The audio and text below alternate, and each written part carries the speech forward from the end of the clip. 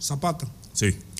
Y en esa visita se produce en un contexto totalmente complejo, ¿verdad que sí? Porque el balance que se hace económico a nivel global es que viene acompañado de una serie de subidas de la tasa bancaria. O sea que los bancos son los que determinan el comportamiento de la tasa bancaria, orientada esa subida a contrarrestar como un remedio los procesos inflacionarios que se vienen dando. Porque la gente podría pensar que la inflación se debe nada más o está ocurriendo en República Dominicana. Y resulta que la inflación es un fenómeno global. Un fenómeno, cuando me digo global, que todos los países están padeciendo procesos inflacionarios. De alguna manera, esos procesos inflacionarios han venido afectando a los grupos más vulnerables en los países. Y entonces existe el temor de que si se siguen aplicando gradualmente la subida de las tasas, tanto en la FED en Estados Unidos, esos grupos la Junta Monetaria, podría ralentizar, frenar el desarrollo. Y en estos países se tienen previsto que la economía va a crecer 5.4, por ejemplo, la República Dominicana. Pero el promedio para América Latina es de 1.2. Para que la gente tenga una idea de lo potente que es la economía dominicana, del comportamiento ascendente que lleva la economía dominicana y de cómo resiste el fenómeno inflacionario. Entonces, en esa visita que hace el presidente de Estados Unidos a México, en su despedida ya, en todos los actos que participó, él lanzó la especie de que entre México y Estados Unidos se debe crear una zona de comercio para liderar toda América Latina. En un artículo que yo escribí recientemente decía que desde que Donald Trump fue presidente y se desarrolló el conflicto con China por los aranceles a los metales, sobre todo al acero, de alguna manera ese auge que venía de los grupos y los tratados comerciales se frenó. Hubo una interrupción de los tratados comerciales, Zapata. Y ahora veo que Biden, que conoce la realidad de los países de América Latina, conoce la realidad inflacionaria que está viviendo el mundo, ve como una medida sana relanzar una zona de comercio liderada por los Estados Unidos y México para afrontar los procesos inflacionarios que se vienen dando y no afectar así a los grupos más vulnerables, y también para contrarrestar y afrontar una ola migratoria sin parangón en la historia, ¿verdad? Porque una ola migratoria que está afectando ya a los Estados Unidos. Los grupos se están moviendo desde todas las partes tratando de ingresar a Estados Unidos, y es producto de la situación que se viene dando en lo económico. Entonces, este comentario debimos hacerlo al principio de este año, porque el balance que se tiene es para el 2023, que es un año donde los choques inflacionarios, o sea, las medidas contrainflacionarias van a afectar de alguna manera el desarrollo, y se tiene el temor de los países, y por lo tanto se va a generar entonces una debilidad dentro de los grupos vulnerables. Quería hacer ese comentario porque el año 2023 es un reto para la República Dominicana y para todos los países de América Latina. Mira, realmente la situación que tú expresas, tú has sido muy cauto al explicarle a la población. El primer tema que tú tocas, que es de suma importancia, es la migración. El corredor Darién, Colombia, Guatemala, México, y la franja que se ha creado, o los pueblos fantasmas que se han creado en la ribera del río Bravo, denota la magnitud del problema, porque no estamos hablando de 2, 3 gentes, estamos hablando de miles de personas. Otro elemento importante es que los Estados Unidos no midieron las consecuencias de esa impronta de la OTAN en Europa con la invasión rusa a Ucrania, que según expresó Donald Trump, se pudo haber evitado en función de que se debió negociar con Rusia que no interviniera en Ucrania. ¿Por qué? Porque independientemente de que Rusia le vendía más del 60% del gas que consume Europa, hay otros elementos de la economía que se han ralentizado. La gente se le olvida que Rusia produce el 80% de los fertilizantes del mundo, se producen en Rusia. Pero no solamente fertilizantes, estamos hablando también de los commodities, llámese los alimentos, trigo, maíz, soya, que también Rusia es de los más importantes productores del mundo. Pero también está el petróleo, está el gas natural, está el titanio, están las tierras raras. O sea, estamos hablando de un país que es una potencia económica, que no tiene una población muy grande, pero que sí incide con su impronta en los mercados internacionales. El hecho ahora de que China y Rusia se hayan aliado también denota un dolor de cabeza para los Estados Unidos y la OTAN, porque toda Europa depende en gran medida de ese petróleo y de ese gas que está viniendo a través de Turquía, a través de los oleoductos que se hizo en Turquía, pero también de la gasolina que se le está vendiendo de manera directa desde la India y desde China. O sea, estamos hablando que con la inflación que está pasando en todo el mundo, específicamente en Europa, potencias mundiales como Inglaterra, Francia y Alemania han ido visto mermando la capacidad productiva de sus economías y han llegado a un estado de recesión que no lo han querido publicar o no lo han querido decir abiertamente, pero también Estados Unidos está en un periodo de recesión, quizás peor que la de 2008, que la de 2030, y que va necesariamente a llevar al mundo a unos niveles de insostenibilidad increíbles. Entonces tú consideras también, como yo, que el 2023 es un año de muchos desafíos en el plano económico. Es de tanto desafío que ya comienzan a brotar la preocupación de que Estados Unidos le está sacando partido a la crisis, porque hay un fortalecimiento de su moneda, de las 2 vacunas que se hicieron, o de todas las vacunas que se hicieron para afrontar la pandemia, que todavía hay muchos casos, las 2 que dieron resultados son propiedad de ellos, que fue la de Pfizer y la de Johnson. Lo que pasa es que el tercer elemento que ellos tienen como fortaleza, que están sacando a la crisis, es que ellos también tienen la moneda de intercambio comercial a nivel internacional como base de todos los negocios. Eso es muy importante, que no ha sido desplazada. Ellos tienen la fábrica de impresión. Tienen la fábrica de impresión. ¿Tú sabes cuánto le cuesta $1 al Estado, a la Reserva Federal? 4 centavos. 4 centavos. 4 centavos. Pero te lo venden en ¿cuánto? En $1. O sea, ¿se están ganando cuánto? 96 centavos. 96 centavos. Por dólar. Entonces el año 2023, en conclusión, era mi comentario, es un año de mucha preocupación económica.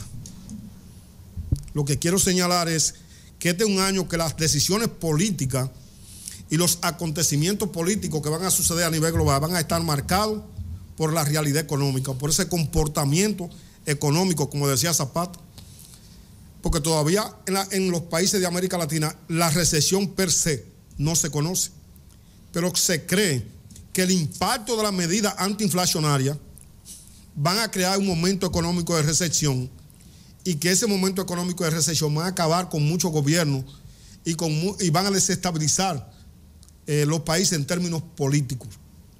Y entonces esa es la preocupación que se tiene. Este programa que dice la verdad, ¿verdad, Nelson Abreu? Debe hacer este comentario a principio de año, porque se está observando, el gobierno dominicano también ha sido previsorio, porque ha montado toda una estrategia en base a que esos grupos más vulnerables no sean afectados con la medida que está tomando, ya ellos hicieron los approach en los programas sociales, han tomado medidas para que la economía dominicana se siga expandiendo. Y en conclusión, está aquí presente un amigo, el muñeco de la ciudad, le damos un saludo afectuoso. En conclusión, entonces, en la época que estamos viviendo es una época y un momento que la economía es que va a definir la actividad política. Esa es la conclusión de eso. Bien, mira, te mandé ahí una fotografía, Jonás, a propósito del tema que ustedes están tratando. Mírala ahí. La perspectiva de crecimiento de Latinoamérica en este año, según el Banco Mundial, ¿verdad? Uh-huh.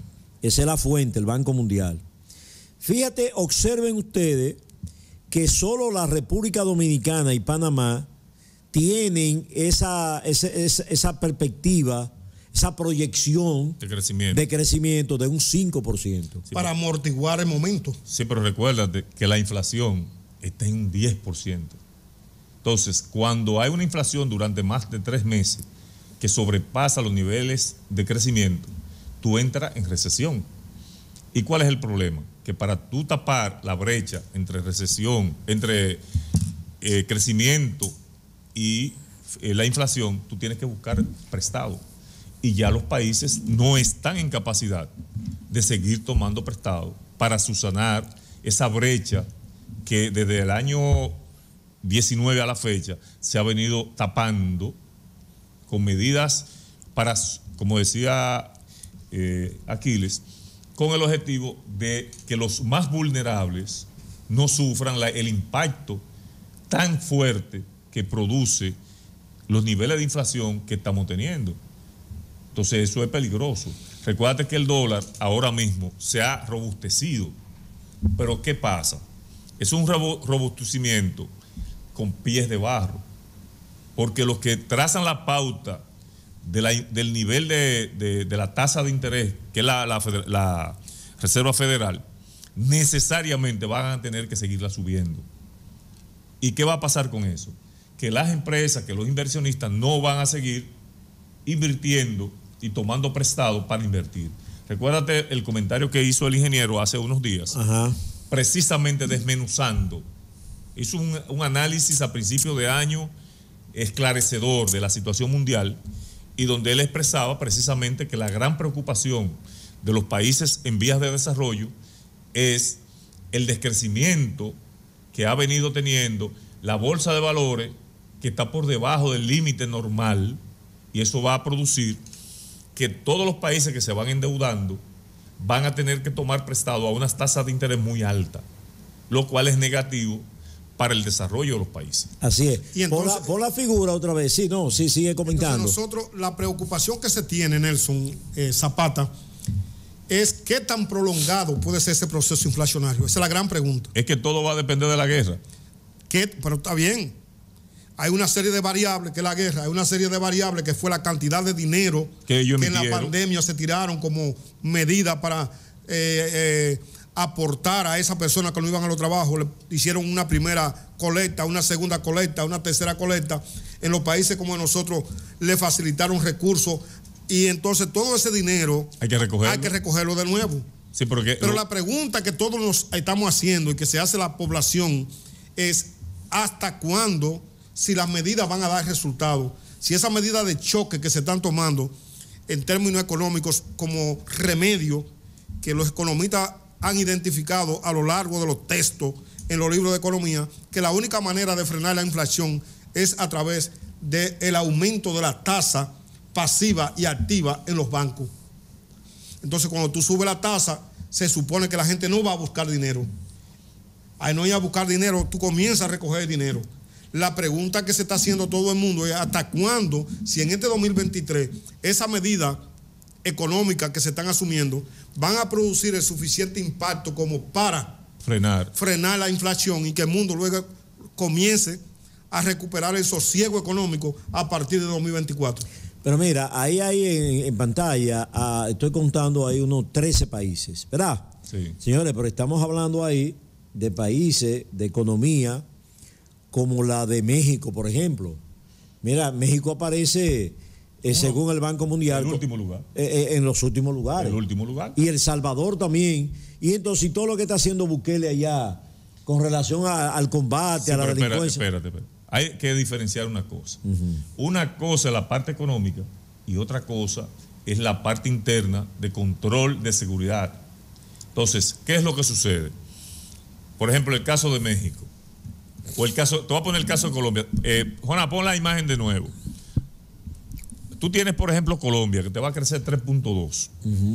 Pero resulta que el mismo presidente Petro acaba de afirmar hace unos días que el gran dolor de cabeza de Colombia está en que los narcodólares que entraban a la economía se han ido disminuyendo. Oye, qué apreciación. O sea, que Colombia producía dinero por el petróleo, pero más producía dinero por la droga. La droga. Y al mermar la venta de la droga, porque ya la cocaína ha sido siendo desplazada por otros tipos de drogas sintéticas, y entonces esa bonanza económica que sustentaban los colombianos, los bolivianos, los peruanos, ha ido en desmedro de la economía de Colombia. O sea, estamos hablando por una afirmación que hizo el presidente Petro de Colombia. Y es cierto. ¿Por qué? Porque eran muchos los miles de millones de dólares que entraban a la economía colombiana y que sustentaban un nivel de vida para una población que se dedica a ese tipo de negocios, pero que incide en la economía. Pero entonces hay una enseñanza que tú puedes deducir de lo que tú estás planteando. Entonces son necesarios. No, el problema no es que sea necesario. Lo que sucede es que hay economía. La industria de narcótica, sí, es necesaria, entonces. Lo que está pasa debilitando las economías. Las economías, la pregunta que uno puede hacerse. economía es compleja. Yo me voy a referir al caso dominicano. Quiero que me pongan otra vez la imagen. Sí.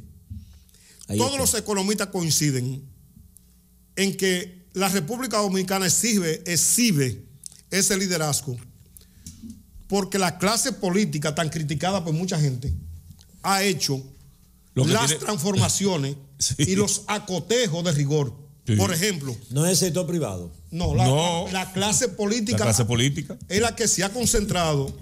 Y entonces, así como la gente ¿Y por qué los fideicomisos entonces? Pero que los fideicomisos. No, pero espérate, el fideicomiso es un tema que lo vamos a tratar después. Vamos a tratar eso. Bueno. Yo lo que quiero hacer señalamiento es que la economía dominicana exhibe ese liderazgo, primero, por la estabilidad. 40 años, 50 años de estabilidad política.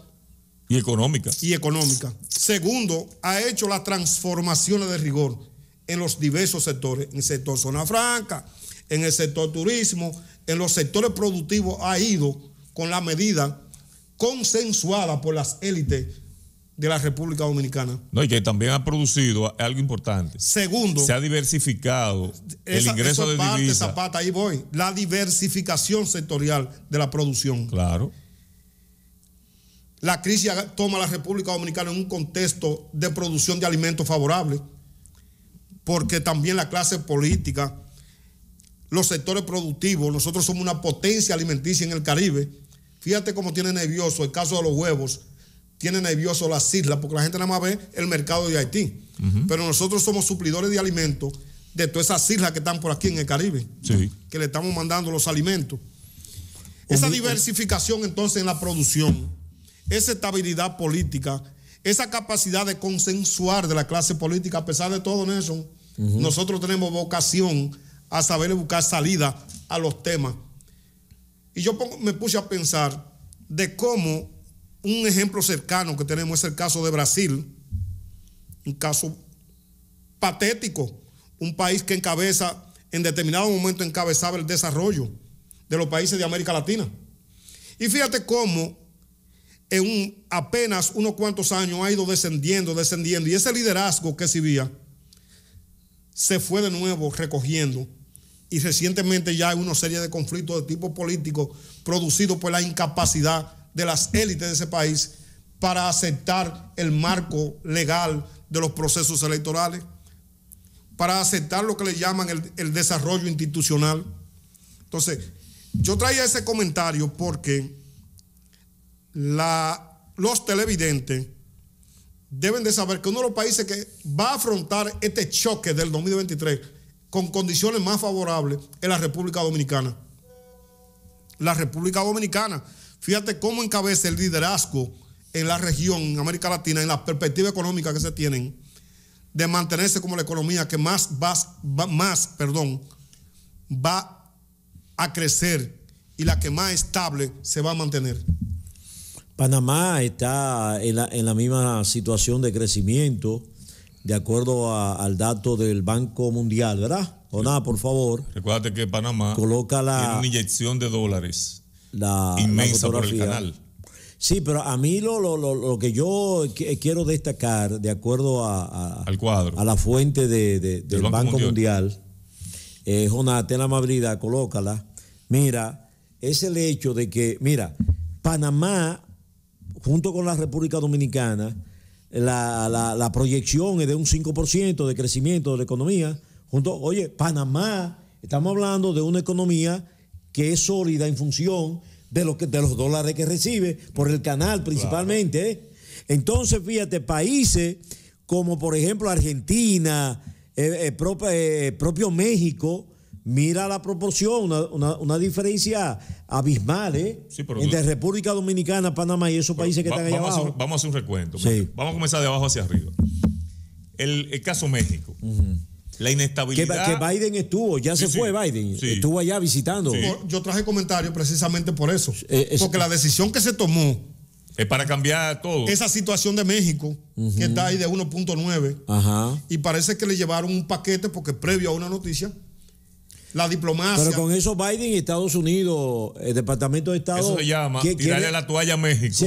Quiere evitar que sigan pasando para allá. Claro, tiene que hacerlo. Esa es la conversación. Exacto. Esa es la información implícita que estamos tratando Zapata y este equipo. Exacto. En el sentido de que dado esa ola migratoria violenta, sin parangón en la historia, entonces había que buscar una salida de tipo económica.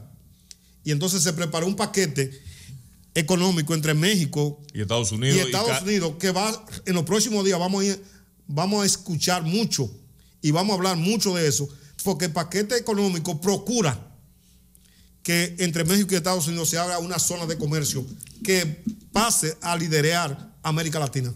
Ya. Pon otra vez las imágenes. Por ejemplo, El Salvador. La economía de El Salvador está dolarizada. Está dolarizada. Eso implica, Nelson, estabilidad económica absoluta, porque ellos no toman decisiones unipersonales ni unilaterales. El caso de Nicaragua es... Pero mira, va a crecer más que El Salvador. Sí, pero espérate. Vámonos por parte. Hay una dictadura en Nicaragua. Claro, en Nicaragua hay una inestabilidad política. Es de la gente tuya. No es la gente tuya. Espérate. Es que Nicaragua tiene inestabilidad política. ¿La tiene? Sí. Entonces tú tienes Argentina, que tiene también inestabilidad política, porque en este momento nosotros hemos comentado mucho el proceso de lawfare que se le sigue a Cristina Fernández de Kirchner, que comenzaron en toda América Latina los gringos a hacerlo, y ahora resulta que lo están haciendo allá. Ahorita yo haré el comentario en base a eso.